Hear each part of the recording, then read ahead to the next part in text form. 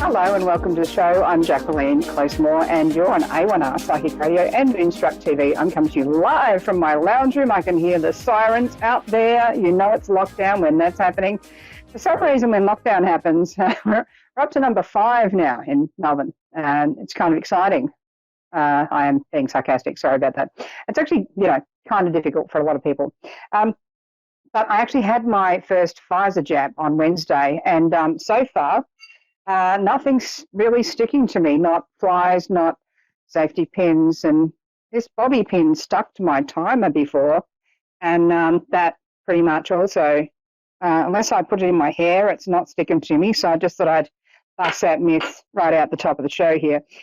So, yay, congratulations everyone who got to this point. Just breathing at this point is probably an achievement. Anything else you're doing above and beyond that, fabulous. Go you. Now, today I'm going to talk about the power of thought, which might actually really help us during this period of time that we're in, certainly in Melbourne, Australia. It's kind of interesting. And, the Pfizer jab, if you're sort of wanting to know how do I feel, well, my lymphatic system did what it's supposed to do. It sort of woke up and said, oh. And, yeah, that was kind of interesting, but I'm alive, as you can see. This is not one of those, that fake it where they can make President Obama say the weirdest things. Not coming to you that way. I mean, who's going to go to the bother of faking me? Although plagiarism's an interesting form of flattery. But anyway, all right, so here we go. Talking about thoughts today and the power of them. I remember dealing with a rather sceptical, we'll call it family member, many, many years ago. And I was a very, very exhausted mother, and my first child would sleep like 2 hours at a time, and, just vomit up all of his milk and, you have to go again. That was exciting. I mean, I did burp the guy, but, he actually doesn't burp that well. He still doesn't. He's an adult. He's 26 now. But at the time, I remember we'd been given a TV by this person, and it was one of those old valve TVs, and no remote, of course. You had to, switch the channels like this. And this was in 96 or 95, sorry, what am I talking about? I should know when my son was born. Anyhow, so I'd sort of talked about what I do and, that thought can make energy happen and, that I experienced certain things with electrical implements and appliances at times where they'd kind of like blow up because why not? And, oh, I don't believe in any of that. I said, oh, really? Well, this TV, you fix TVs in amongst all the things you've ever done because, you did a lot of electronical engineering and could well and truly fix a TV. And I said, so you don't believe in this? And okay. I said, well, what if I blew up the TV? He goes, what? I said, what if I blew up the TV? Oh, that can't happen. And I went home and I went, try me. So one day I'm actually sitting there and I'm exhausted. I've had no sleep. My son is on the beanbag in my arm like this, and I'm just like, and I'm like, I wish that effing TV would just shut up. Because I'm like, if I lift up off this beanbag and move this child will wake up, I'll get no sleep, and we'll just have to start all over again. And so the TV's on, I'm like, I can't sleep. The TV's going, kids falling asleep. What do I do? Anyway, I'm like so frustrated, and I just was focusing on the TV way too much, and switched off. I mean, it did switch off just permanently, kind of. So sure enough, took the TV around to this person and said, oh, look, sorry, I blew up the TV. He goes, what? What are you talking about? That's not possible. I said, how did you blow it up? And I told him how I blew it up, and he, of course, did not believe me. And he said, oh, I'll have a look at it anyway. There's a lot of codswobble.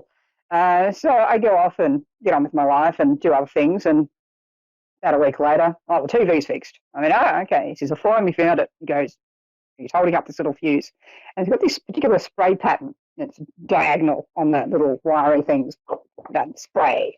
And the angle of the wires and everything, and I'm looking at it and I'm going, I said, so still don't believe me that I can do this? And he goes, oh, like this. And I said, look, if you wanted me to prove it, how long? What's my time limit here? Like, do I have a deadline before I blow this thing up again? Because as soon as you can fix it so easily. And he says, oh, like this. And I said, how long? And he goes, oh, look, 2 weeks. You won't be able to do that. I said, try me.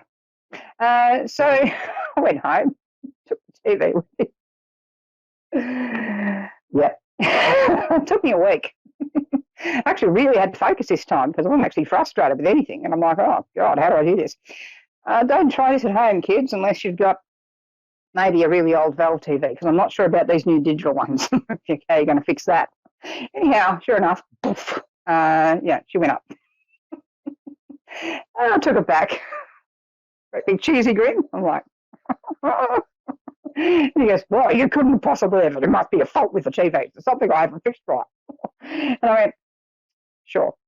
Anyway, he goes in and finds exactly the same location of fuse, and it's got exactly the same angle of the spatter, exactly the same angle of wires and where they've blown.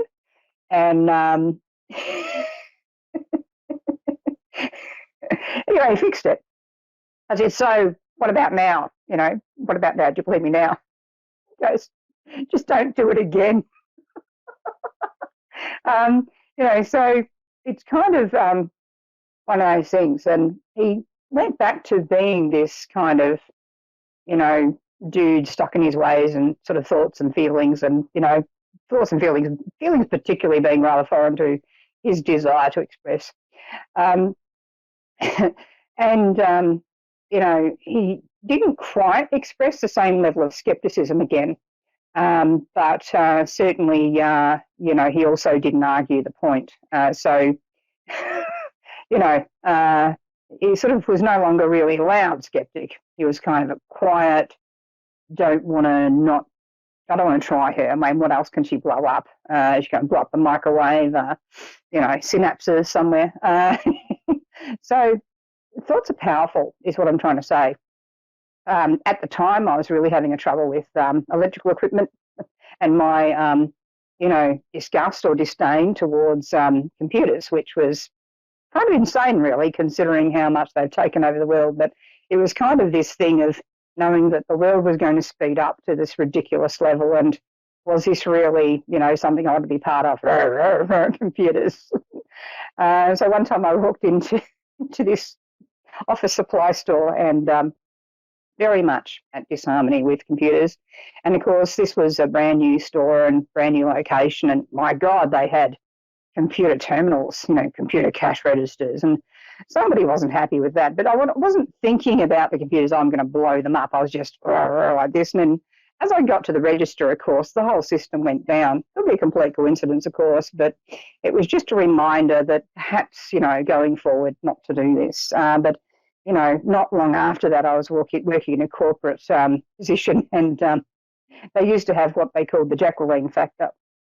And this was where they gave me money to go and get coffee downstairs while they fixed my computer. But really, because I actually was running on 2 computers because I'd worked so fast and the server wasn't quick enough for me. And because I was working all these different, what they call Microsoft access screens, and over here and doing emails there and access waiting for that to catch up with me and then writing another email. And, maybe I didn't need to go that fast. I don't know. But they would literally, the 2 screens would freeze up. Everyone else's computers would be working. And I'd call up IT. Oh, look, it's not working again. And so, yeah, go and get a coffee. We'll be fixed by the time you get back. And what it was they pulled apart my entire 2 computers and the drives and everything. And they run all these tests through it, couldn't find a damn thing wrong with it. And so what they figured out was if they sent me down for a coffee, I'd calm down enough, and then when I come back up, it'd be working anyway. So just sort of think on the sort of thoughts you're putting out. If you're putting out angry, frustrated thoughts and you're like rah, rah, rah, towards everything, you may just get into a funk where you're getting every red light in the traffic. It's not to say that some days, if you're nice and calm and peaceful, you might not get reds. I mean, it may just be the cycle of traffic. But energy is energy and it interacts, whether it's with machines, whether it's with animals, such as my two cats here sort of wondering I'm going to feed them, and whether it's other people, that energy goes out and it's felt, and that can come back to you in different ways. And sometimes that can be very positive if you're in the right mindset. Sometimes that can be, a little bit catastrophic for equipment and kind of a bit cruel, really. So if you're sort of feeling like you're copying a negative energy from someone else, have a think about whether what you're putting out, whether you're being judgmental towards them.